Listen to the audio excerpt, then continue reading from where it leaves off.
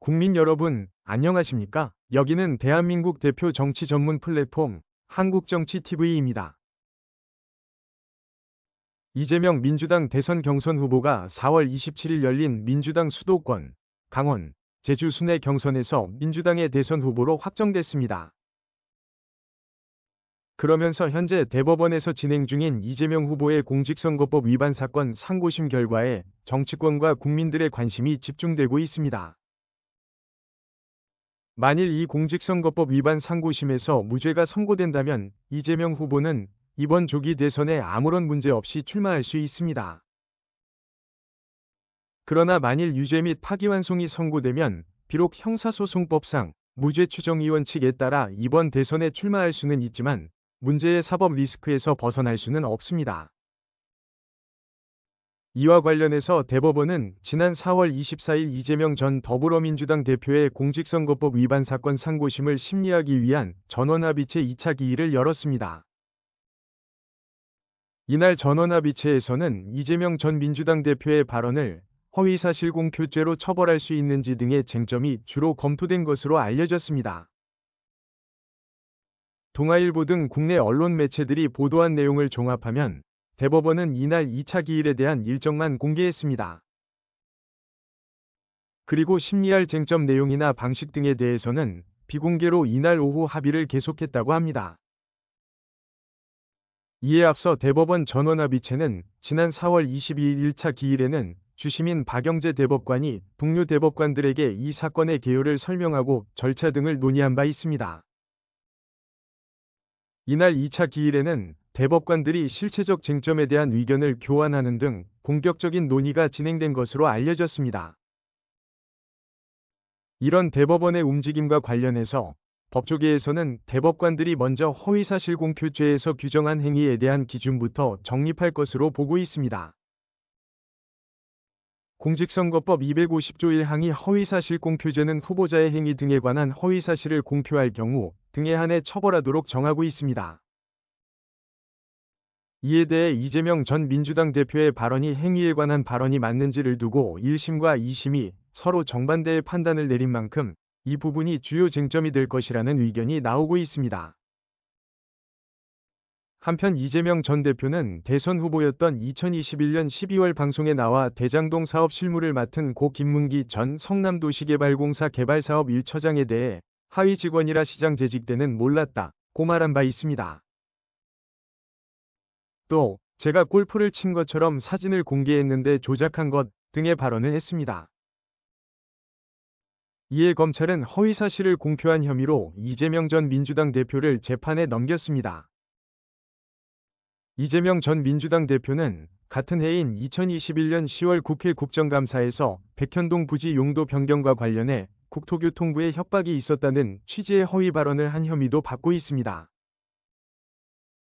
이에 대해 1심 재판부는 이재명 전 대표의 김문기 전 처장과 골프 친 사진은 조작됐다는 발언과 백현동 관련 발언을 행위에 관한 허위사실 공표로 보고 징역 1년에 집행유예 2년을 선고했습니다.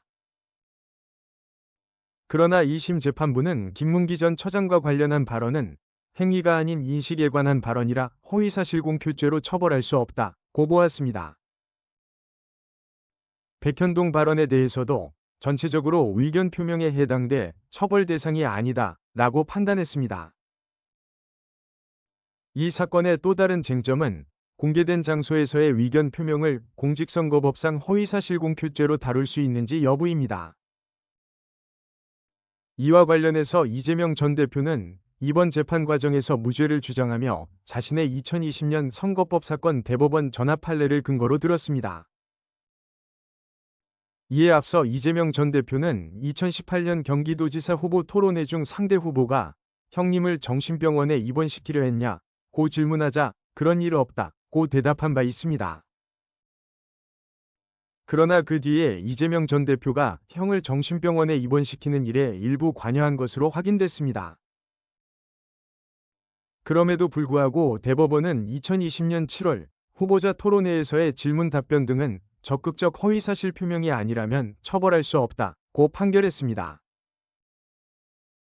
한편 이번 선거법 위반 사건의 2심 재판부는 위와 같은 대법원 판례를 언급하면서 백현동 발언을 허위사실 공표가 아니라 정치적 의견 표명으로 봤습니다. 이에 따라 법조계에서는 대법원이 국정감사장에서 이재명 전 대표가 한 발언이 의견 표명에 해당하는지 또한 기존 판례를 바꿀지 등을 논의할 수 있다는 의견이 나오고 있습니다. 한편 법조계에서는 대법원이 4월 22일 이재명 전 대표 사건을 전원합의체에 회부한 직후 3일 동안 두 차례의 기일을 연 것은 이례적인 일로 받아들이고 있습니다. 왜냐하면 통상적으로 전원합의체는 매달 한 번 심리를 열어왔기 때문입니다. 이에 대해 법조계에서는 이 사건의 심리가 빠르게 진행되는 만큼 대선 전에 상고심 선고가 나올 가능성도 높다는 관측이 나오고 있습니다. 전원합의체의 선고는 통상적으로 매달 한 번씩 하는데 대선 전에는 5월 22일로 예정돼 있습니다. 하지만 특별기일을 지정할 경우 이보다 앞서 선고할 수도 있습니다. 이와 관련하여 대법원은 이르면 4월 25일 다음 기일을 공개할 수도 있는 것으로 알려졌습니다.